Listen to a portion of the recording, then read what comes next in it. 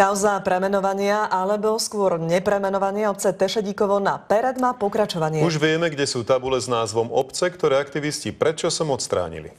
Minister vnútra a verejná ochrankyňa práv dostali v týchto dňoch poštou netradičné balíky. Prsty v tom majú opäť aktivisti z južného Slovenska. Čo sa však stalo so starými tabuľami obce?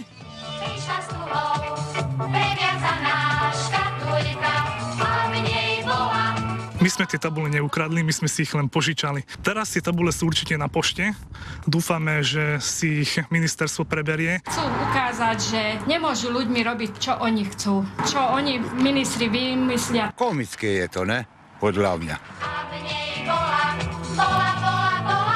Dedina má dva konce, jedna tabuľa ministrovi, jedna verejnej ochrankyni práv. Čo s tabuľou urobí minister? Tak samozrejme si myslím, že by bola veľmi dobré, aby sme ho vrátili. Takže bude mať pán starosta v zálohe ďalšiu. Žiadame ministra, aby prehodnotil svoje rozhodnutie, nakoľko právne predpisy neprikazujú vláde, aby nemohla prijať vôľu občanov. Túto problematiku nemožno brať len ako národnostnú otázku. Tu sa jedná priamo o problém demokracie.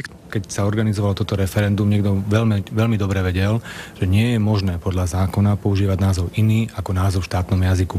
A tým je Tešedíkovo. Pered je pod tou bielou tabulou v modrom ako názov v jazyku národnostnej menšiny. Práve preto, že nemôže byť aplikovaný ako hlavný názov dediny. Starosta obce nám telefonicky povedal, že za Pered budú bojovať ďalej a za názorom, ktorý vyjadrili ľudia v referende, si stoja. Aktivistom za to, že tabule vzali, hrozí pokuta v správnom konaní 333 eur. Čo veľmi radi zaplatíme, ak nás vypatrajú. Braňo Tomaga, Denisa Cibulka, televízia Markíza.